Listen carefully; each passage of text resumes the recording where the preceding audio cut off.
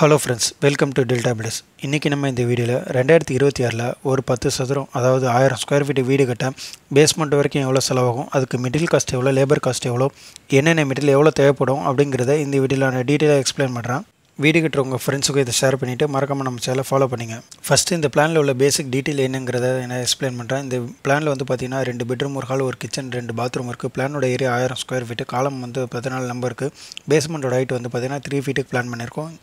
First இந்த basement construction ஒர்க்கில் நம்ம என்ன ஒர்க் பார்க்க போகிறோம்னா site cleaning and levelling work. இதுக்கு நம்ம ஜேசிபி தான் யூஸ் பண்ணியிருக்கோம். இதுக்கு டோட்டலாக எவ்வளோ செலவாச்சுங்கிறத லாஸ்ட்டாக சொல்கிறேன். அடுத்ததாக மார்க்கிங் பண்ணி எக்ஸ்பிரஷன் பண்ணி பேக் ஃபில்லிங் பண்ணுவோம். இதுக்கு நம்ம ஜேசிபி யூஸ் பண்ணியிருக்கோம். மார்க்கிங்க்கு மட்டும் லேபர் காஸ்ட் செலவாகும். இதுக்கு நான் எவ்வளோ செலவாச்சுங்கிறத ஃபைனலாக சொல்கிறேன். ஜேசிபி நம்ம எங்கெல்லாம் அவைலபிளாக யூஸ் பண்ணலாமோ அங்கெல்லாம் யூஸ் பண்ணிக்கிட்டோம்னா இந்த லேபர் காஸ்ட்டுங்கிறது கணிசமாக கொஞ்சம் குறைய வாய்ப்பு இருக்குது. அடுத்தது நம்ம எர்த் ஒர்க் பண்ணி முடிச்சதுக்கப்புறம் பார்த்திங்கன்னா நம்ம சேண்ட் ஃபில்லிங் பண்ணுவோம். இந்த சேண்ட் ஃபில்லிங் பார்த்திங்கன்னா 6 அடிக்கு நம்ம சைட்டில் பண்ணியிருக்கோம். மொத்தமாக அந்த 14 பில்லர் இருக்கும். 112 சேஃப்டி ரிவர்ஸ் சேண்ட் தேவைப்படுது. அதுக்கு மேலே பிசிசி காங்கிரீட் போடுவோம். அதுக்கு தேவையான சிமெண்ட் பார்த்திங்கன்னா 10 மூட்டை. அதுக்கு தேவையான ரிவர்ஸ் சேண்ட் பார்த்திங்கன்னா 3/4 யூனிட் தேவைப்பட்டிருக்கு. 1.5 ஜல்லி தான் இதுக்கு யூஸ் பண்ணுவோம். மொத்தமாக 1 யூனிட் இந்த பிசிசி காங்கிரீட் ஒர்க்குக்கு யூஸ் பண்ணியிருக்கோம். இந்த பிசிசி காங்கிரீட் கம்ப்ளீட் பண்ணதுக்கப்புறம் பார்த்திங்கன்னா பிளானை வச்சு மார்க் பண்ணி ஆர்சிசி காங்கிரீட் போடுவோம். மேட்டை இறக்கி அதுக்கப்புறம் காலம் இறக்கி காங்கிரீட் போடுவோம். அது என்ன ஒர்க்குங்கிறது இந்த பிக்சரை பார்த்தாலே உங்களுக்கு ஒரு ஐடியா கிடைக்கும். இந்த காங்கிரீட் நம்ம M20 ரேஷியோவில் தான் போடுவோம். 1:1.53. இதுக்கு தேவையான சிமெண்ட் பார்த்திங்கன்னா 70 மூட்டை. சென்ட்ரல் M7 பார்த்திங்கன்னா 2 யூனிட். 3/4 ஜல்லி பார்த்திங்கன்னா மொத்தமாக 3 யூனிட் தேவைப்பட்டிருக்கு. இந்த காலம் காங்கிரீட் கம்ப்ளீட் பண்ணதுக்கப்புறம் பார்த்திங்கன்னா நம்ம பேக் ஃபில்லிங் பண்ணி கிரேட் பீம் ஒர்க்கை ஸ்டார்ட் பண்ணிடலாம். இதுவும் நம்ம M20 ரேஷியோவில் தான் போடுவோம். இந்த கிரேட் பீம் என்னங்கிறது இந்த பிக்சரை பார்த்தாலே உங்களுக்கு தெரியும். இதுக்கு தேவையான சிமெண்ட் பார்த்திங்கன்னா 60 மூட்டை. அதுக்கு தேவையான ரிவர்ஸ் சண்டை அப்படி இல்லை M7 பார்த்திங்கன்னா 2 யூனிட். இதுக்கு நம்ம 20 mm ஜல்லி, அதாவது 3/4 ஜல்லி யூஸ் பண்ணோம். மொத்தமாக 3 யூனிட் தேவைப்பட்டிருக்கு.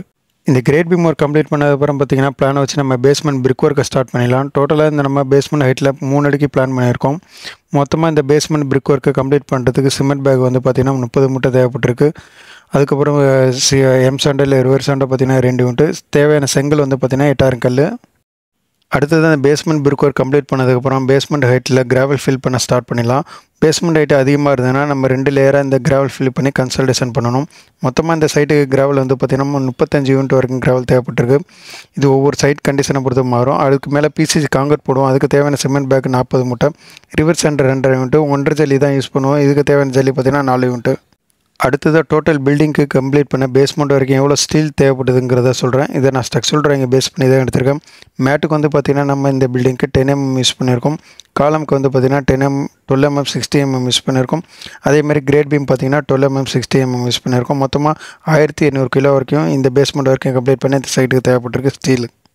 ஓகே ஃப்ரெண்ட்ஸ், இப்போ ஒவ்வொரு மெட்டீரியலும் எவ்வளோ செலவாச்சுங்கிறத சொல்கிறேன். சைட் கிளீனிங் லெவலிங்க்கு நம்ம ஜேசிபி யூஸ் பண்ணியிருக்கோம். இதோட டோட்டல் அமௌண்ட் பார்த்திங்கன்னா 25,000 வரைக்கும் செலவாயிருக்கு.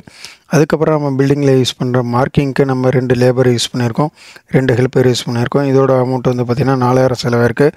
இது லேபர் காஸ்ட்டு. இந்த மார்க்கிங் மட்டும் சொல்கிறேன். அடுத்த சிமெண்ட் பார்த்திங்கன்னா மொத்தமாக 220 மூட்டை தேவைப்பட்டிருக்கு. இதோட டோட்டல் அமௌண்ட் இன்றைக்கி ரேஞ்சுக்கு 68,200 வரைக்கும் செலவாகும். அதுக்கப்புறம் பார்த்திங்கன்னா ரிவர்ஸ் சென்ட் அப்படிலாம் M7 ரிவர்ஸ் சென்ட் நம்ம ஏரியா அவைலபிளாக இல்லை. மொத்தம் 10 யூனிட். இதோட அமௌண்ட்டு மொத்தம் 70,000 வரைக்கும் பர்ச்சேஸ் பண்ணியிருக்கோம். அதுக்கப்புறம் பார்த்திங்கன்னா 1.5 ஜல்லி பிசிசி காங்கிரீட் ஒர்க் யூஸ் பண்ணுவோம். மொத்தம் 5 யூனிட் தேவைப்பட்டிருக்கு. இதோட அமௌண்ட் பார்த்திங்கன்னா 27,500 வரைக்கும் நம்ம பர்ச்சேஸ் பண்ணிக்கிறோம். இதுக்கடுத்து நம்ம ஆர்சிசி காங்கிரீட் ஒர்க்கு யூஸ் பண்ணுற 3/4 ஜல்லி பார்த்திங்கன்னா டோட்டல் பில்டிங்கை பேஸ்மெண்ட் ஒர்க் கம்ப்ளீட் பண்ணால் 6 யூனிட். இதோட அமௌண்ட் பார்த்திங்கன்னா 33,000 வரைக்கும் வாங்கியிருக்கோம்.